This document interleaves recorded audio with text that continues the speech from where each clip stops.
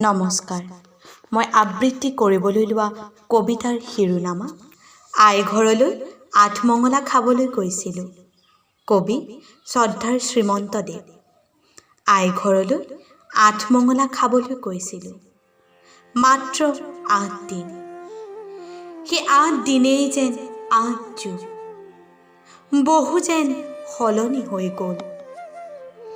যিখন ঘৰ মোৰ কল কলনিৰে মুখৰ হৈছিল, যিখন ঘৰত মই নেওতা আওৰোৱা শব্দই টিনপাত কঁপাইছিল, যিখন ঘৰৰ প্ৰতিটো সন্ধিয়া গোসাঁই থাপনাত মোৰ 2 ওঠ বাংময় হৈ পৰিছিল মংগল প্ৰাৰ্থনা।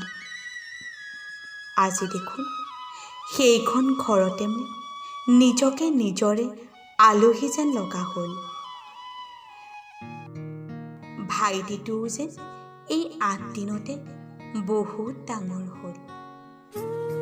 পুৱাৰ পৰা গধূলিলৈকে অপি বুলি পাছে পাছে লাগি থকা ভতিজাটো কাষলৈ আহিবলৈ লাজ কৰা হ'ল। আগৰ দৰে দেখোন দেউতাক দাবী দি কথা ক'ব নোৱাৰা হ'লোঁ। চুগাৰ বাঢ়িব, মিঠাই কিয় খাইছে? মাকো যেন ক'ব নোৱাৰা হ'লোঁ, মা, দেউতাক কিয় মিঠাইবোৰ দিছ? পাকঘৰৰ মজিয়াত মায়ে সজাই দিয়া ভিন্ন স্বাদৰ ব্যঞ্জনবোৰত হেঁপাহতকৈও দেখোন বেছি আপ্যায়নৰহে গোন্ধ পালোঁ।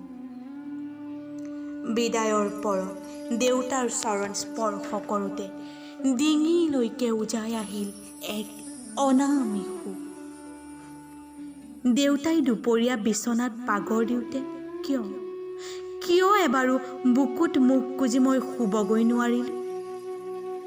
8 দিনতেই এনেদৰেই জানো সলনি হৈ যাব লাগে সকলো? বিদায়ৰ পৰত উচুপি উঠিল মা। দেউতা বাহিৰলৈ ওলাইকে আহিব নোৱাৰিলে। চোতালৰ আগত পুতি থোৱা ৰভা কুটাটো মই সাবটি ধৰিলোঁ। ককাইদেৱে কাষ চাপি আহি খুটাটোত খামুচি ধৰিবলৈ ক'লে। মই খামুচি ধৰিলোঁ।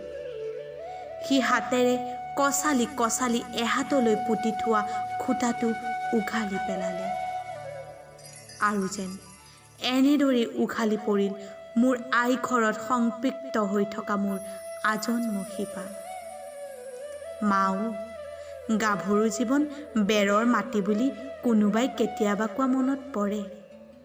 তথাপিতো কওঁ, মোক পাহৰি নাযাবি আই।